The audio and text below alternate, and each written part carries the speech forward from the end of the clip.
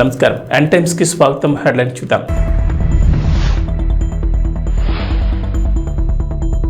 Neat వ్యవహారంపై స్పందించిన తెలంగాణ ముఖ్యమంత్రి రేవంత్ రెడ్డి ఢిల్లీలో పలువురు కేంద్ర మంత్రులతో భేటీ.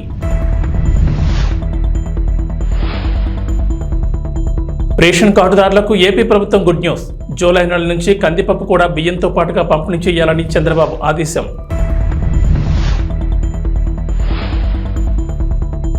కల్కి సినిమాకి గుడ్ న్యూస్. ఏపీలో భారీగా టిక్కెట్ల రేట్ల పెంపు.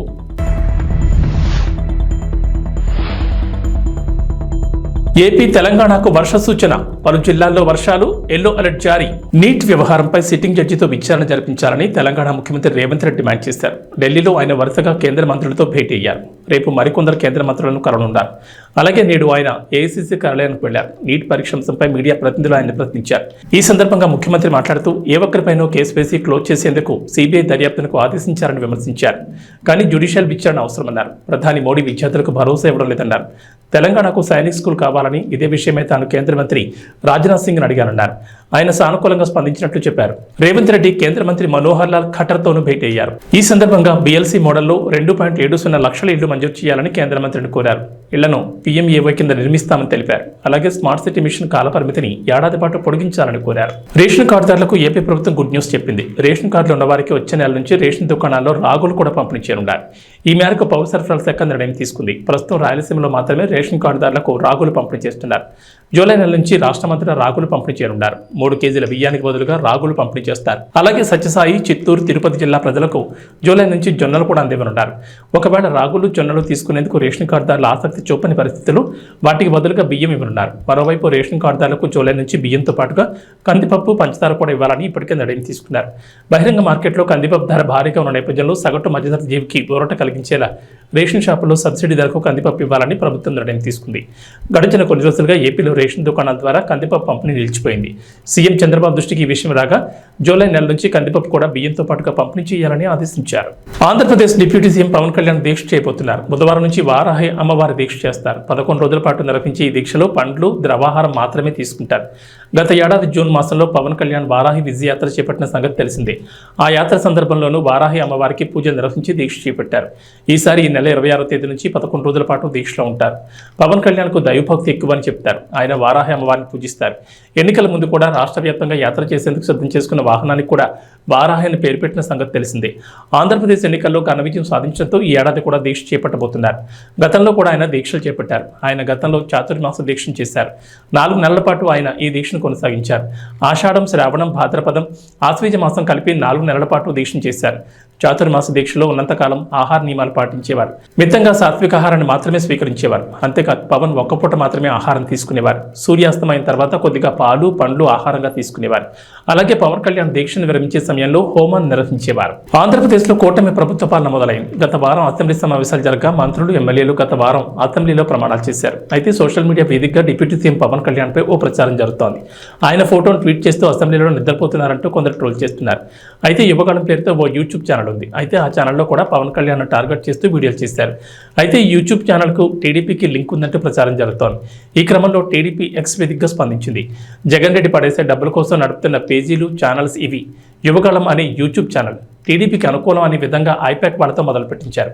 గతంలో చంద్రబాబు తిడుతూ ఈ ఛానల్లో వీడియోలు పెట్టారు. ఇప్పుడు జనసేన అధినేత పవన్పై ఫేక్ వీడియోలు చేసి అది టీడీపీ వేసింది అనే విధంగా జనసేనకు అనుకూలంగా అనే విధంగా మరో ట్విట్టర్ పేజీలో పోస్ట్ చేశారు. 2 పార్టీల మధ్య అపోహలు సృష్టించడానికి ఒక పెద్ద కుట్రకు తెరతీశారంటూ మండిపడ్డారు. యువకాలం అనే యూట్యూబ్ ఛానల్తో టీడీపీకి ఎలాంటి సంబంధం లేదు. ఎన్నికల ముందు వరకు ఆ ఛానల్లో టీడీపీకి వ్యతిరేకంగా వీడియోలు పెట్టారు. ఇలా పార్టీల మధ్య, కులాల మధ్య, ప్రాంతాల మధ్య, సినిమా ఫ్యాన్స్ మధ్య కుట్రలు చేసే నీచ బుద్ధి ఈ దేశంలో జగన్ రెడ్డి ఒక్కడికే ఉంది. దయచేసి ఇలాంటి ఫేక్ వార్తలు నమ్మొద్దని, ఇలాంటి వాటిపై త్వరలోనే చట్టపరమైన చర్యలు తీసుకుంటామని చెప్పారు. ఎవరెన్ని కుట్రలు చేసినా ఈ రాష్ట్ర భవిష్యత్తు కోసం రాష్ట్రం నుంచి సైకోగాళ్లను శాశ్వతంగా తరిమేసేదాకా టీడీపీ, జనసేన మైత్రి కొనసాగుతూనే ఉంటుందంటూ ట్వీట్ చేశారు.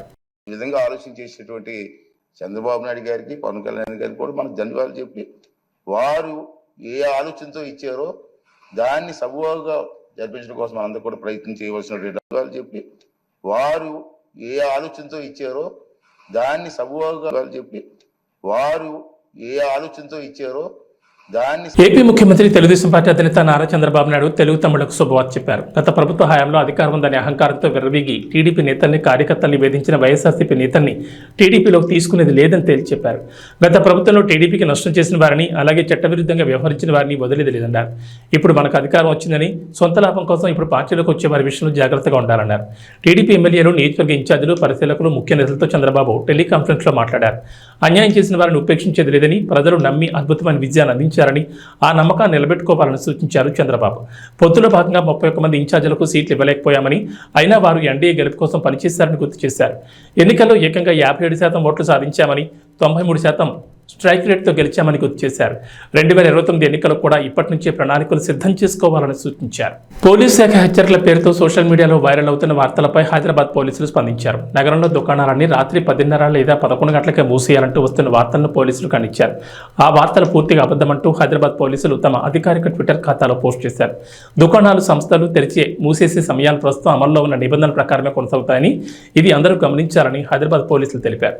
అయితే హైదరాబాద్లో నెలకొన్న ప్రస్తుత పరిస్థితుల్లో సీఎం రేవంత్ రెడ్డి పోలీస్ శాఖకు కీలక ఆదేశాలు చేశారని, ముఖ్యమంత్రి ఆదేశాల మేరకు నగరవాసులకు పోలీసులు హెచ్చరికలు జారీ చేశారంటూ సోషల్ మీడియాలో ఓ పోస్టు వైరల్గా మారింది.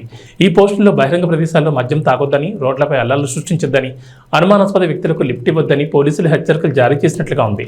వీటితో పాటు నగరంలో దుకాణాలు రాత్రి 10:30 నుండి 11 గంటల లోపే మూసేయాలన్న నిబంధన కూడా ఉంది. గంజాయి సరఫరాదారులను, గంజాయి తీసుకునే వారిని వదిలిపెట్టేది లేదని, అర్ధరాత్రి జులైగా ఎవరైనా తిరిగితే కఠిన చర్యలు తీసుకుంటామంటూ హెచ్చరికలు జారీ చేసినట్లుగా పోలీసు లోగోతో పాటు సీఎం రేవంత్ రెడ్డి ఫోటోతో ఉన్న పోస్టర్ సోషల్ మీడియాలో వైరల్ అవుతోంది. అయోధ్య రామాలయం ప్రాణ ప్రతిష్ఠ జరిగి 6 నెలలు కూడా గడవకముందే ఆలయ పైకప్పు లీక్ అవుతోంది. శనివారం అర్ధరాత్రి అయోధ్యలో కురిసిన తొలి భారీ వర్షానికి నీళ్లు గర్భగుడిలో ప్రవేశించాయి. ఇందుకు సంబంధించిన ఫోటోలు బయటకు వచ్చాయి. కాగా నీరు లీక్ అవుతోందని ఆలయ ప్రధాన పూజారి ఆచార్య సత్యేంద్ర దాస్ సోమవారం వెల్లడించారు. దేశం నలుమూల నుంచి వచ్చిన ఇంజనీర్లు రామాలయాన్ని నిర్మిస్తున్నారని, అయినప్పటికీ నీళ్లు లీక్ కావడం ఆశ్చర్యానికి గురిచేస్తుందని అన్నారు. ఆలయ నిర్మాణంలో నిర్లక్ష్యంగా వ్యవహరించారని, గుడి ప్రాంగణంలోకి చేరిన నీరు బయటకు వెళ్లే మార్గం కూడా లేకుండా నిర్మించారని సత్యేంద్రదాస్ అన్నారు. రామ్లల్లా ముందు పూజారి కూర్చునే చోట వీఐపీలు దర్శనం చేసుకునే స్థలంలో నీరు లీక్ అవుతుందని పేర్కొన్నారు. వర్షం కురవడం ఎక్కువైతే లోపల కూర్చుని పూజ చేయడం కూడా ఇబ్బందేనని ఆయన పేర్కొన్నారు. నీళ్లు ఇలా ఎందుకు లీక్ అవుతున్నాయని, అంతమంది పెద్ద ఇంజనీర్ల సమక్షంలో నిర్మించిన ఆలయంలో ఇలా జరగడం ఏంటని ఆయన ప్రశ్నించారు. ఈ సమస్యకు తక్షణమే పరిష్కరించాలని ఆలయ అధికారులకు విజ్ఞప్తి చేశారు. గ్రామంలోని ప్రజా సమస్యలను పరిష్కారం చేస్తామని కడప జిల్లా పోరుమామిళ్ల మండల తహసీల్దార్ శిరీష్ అన్నారు. కడప జిల్లా పోరుమామిళ్ల మండలం రంగసముద్రం గ్రామ సర్వే నెంబర్ 570/1, 570/2లలో భూమికి సంబంధించి నరసింగపల్లె గ్రామానికి చెందిన రైతులు గత 2 రోజుల క్రితం ఘర్షణ పడ్డారు. ఈ విషయంపై మండల తహసీల్దార్ శిరీష, రెవెన్యూ ఇన్స్పెక్టర్ సుధాకర్ రెడ్డి, మండల సర్వేయర్ జానీ మరియు రెవెన్యూ సిబ్బంది ఆ గ్రామాన్ని సందర్శించి భూమిని పరిశీలించి భూమి హద్దులు నిర్ధారించి గ్రామస్తులతో మాట్లాడారు. ఈ మేరకు తహసీల్దార్ శిరీష రెవెన్యూ రికార్డు ప్రకారం జిల్లా కలెక్టర్ విజయరామరాజుకు విచారణ నివేదిక సమర్పించారు.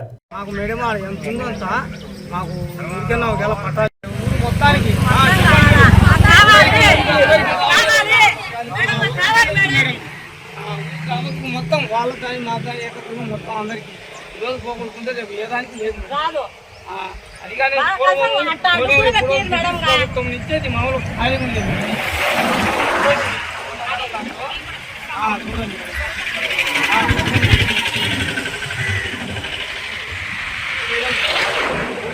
ఆత్మాలందు అటువంటి ఇదే పొలాలతో పొలాలను పోతాను ఉండదు.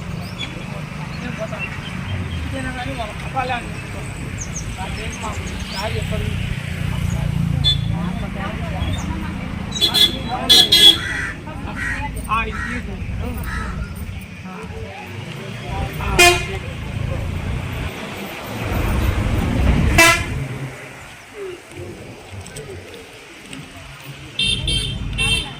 మేడం చేస్తాం. రాయలసీమ జిల్లాలో వర్షాలు పడడంతో రైతులు ఖరీఫ్ సాగుకు సన్నద్ధమవుతున్నారు. వేరుశెనగ, కంది, టమాటో, మిరప, పత్తి సాగు చేస్తున్నారు. సేద్యం ఖర్చుకు భరించలేక పలువురు రైతులు తమ పిల్లలు, కుటుంబ సభ్యుల రెక్కల కష్టాన్ని నమ్ముకుని సేద్యం పనులు చేస్తున్నారు. అనంతపురం జిల్లా కంపదూరు మండలం నూతిమడుగులో రైతు సర్దానప్ప తన 2 కొడుకులను గుంటుకకి ఇరువైపులా కట్టి టొమాటోలో కలప నివారణ చేస్తున్నాడు. ట్రాక్టర్, ఎద్దుల సేద్యం ఖర్చులు భరించలేక తన కొడుకులు 10వ తరగతి చదివే రాణా ప్రతాప్, ఇంటర్ చదువుతున్న కార్తీకులను గుంటకకి కట్టి కలప నివారణ చేయడం రాయలసీమ రైతు దీనస్థితికి అద్దం పడుతోంది. ఎకరా పొలంలో సేద్యం, కలప నివారణ చేయాలంటే 10,000 ఖర్చు అవుతుందని రైతులు ఆవేదన చెందుతున్నారు. నూతనంగా వచ్చిన ప్రభుత్వం తమ కష్టాల నుండి గట్టెక్కించాలని రైతులు వేడుకుంటున్నారు.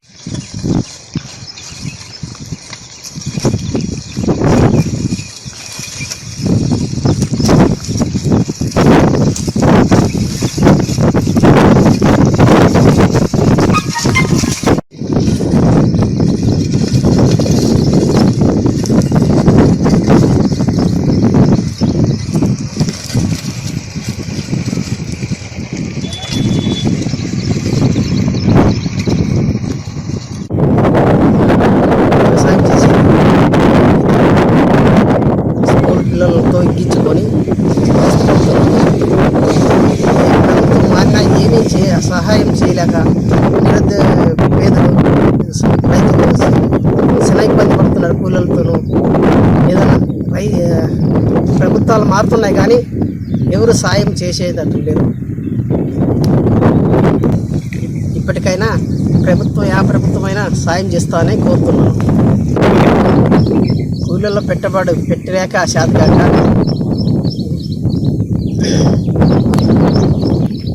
కూలీలకు పెట్టుబడి పెట్టలేక కూలీలకు 20-30 వేలు అవుతుంది.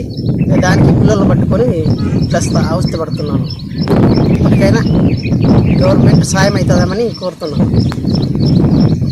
డామిట్ కథ అట్టం తిరిగి కటకటాల్లోకి. ₹1 కోటి అప్పు ఎగవేతకు వేసిన ప్లాన్ బెడ్స్ కొట్టింది. తాను తీసుకున్న అప్పు చెల్లించకుండా ఎగవేతకు ప్లాన్ చేసిన వ్యక్తి జైలు పాలయ్యాడని తాడేపల్లి సీఏ కళ్యాణ్ రాజ్ అన్నారు.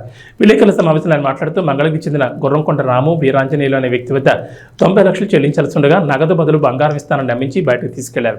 బంగారం ఇచ్చినట్లు ఇచ్చి తన మనుషుల చేత దొంగతనం చేయించి కటకటాలు పాలయ్యాడన్నారు. అందరికీ నమస్కారం.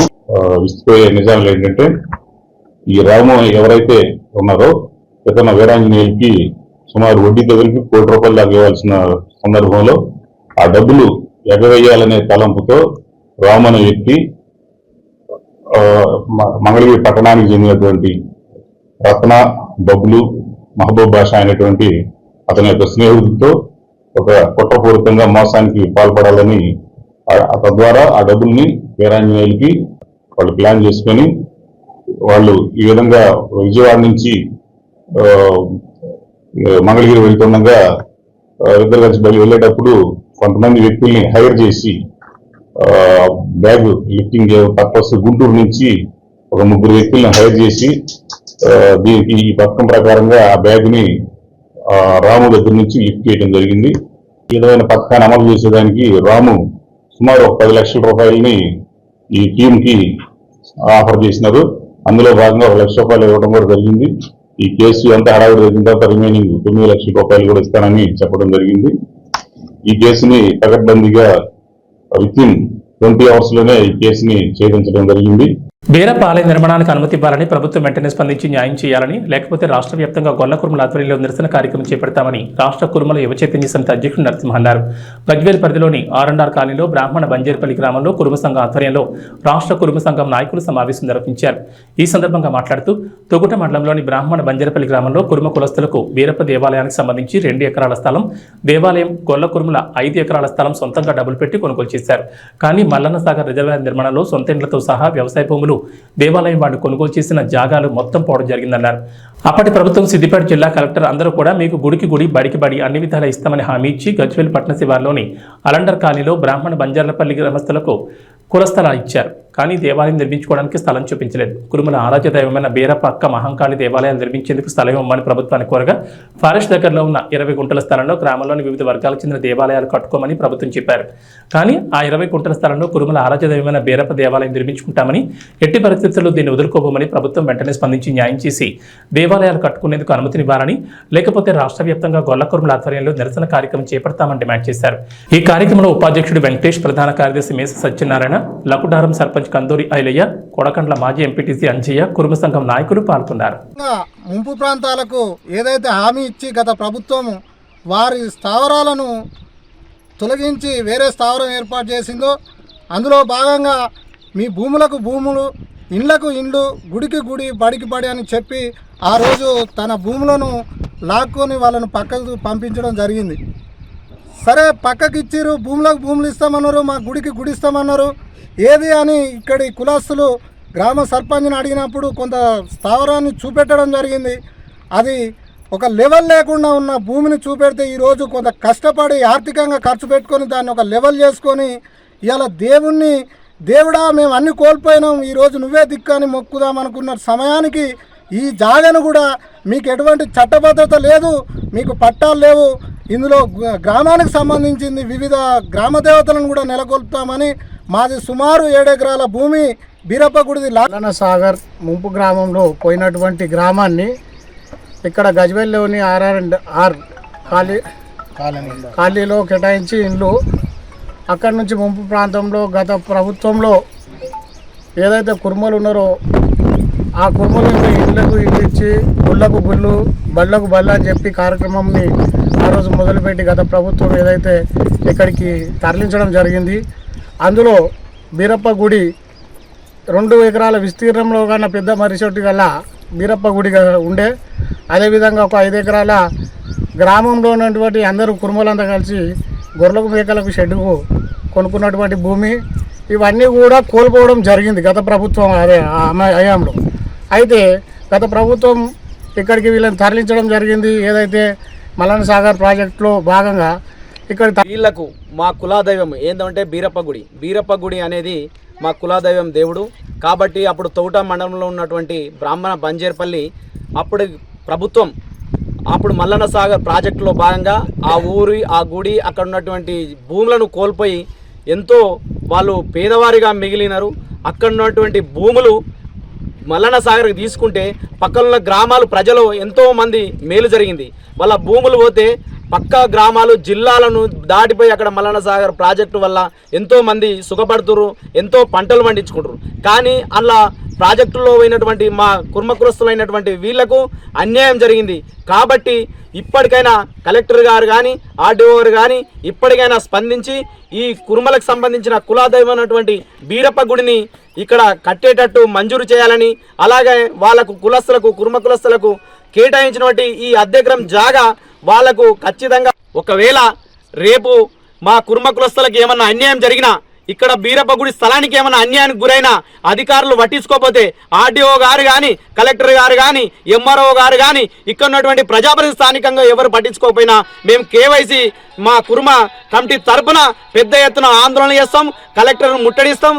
మేము స్థాన ఉధృతం చేసి పోరాటం చేసి మా కుర్మ కులస్తులైనటువంటి భూమి మేము దక్కించుకునేటట్టు మేము ముందుంటామని ఈ సందర్భంగా తెలియజేసుకుంటున్నాం. రెబల్ స్టార్ ప్రభాస్ నాగాశ్విన్ కాంబోలో వస్తున్న కల్కి 2898 ఏడీ చిత్రం రిలీజ్ దగ్గర పడుతోంది. మరో 2 రోజుల్లో విడుదల కానున్న ఈ చిత్రంపై భారీ అంచనాలున్నాయి.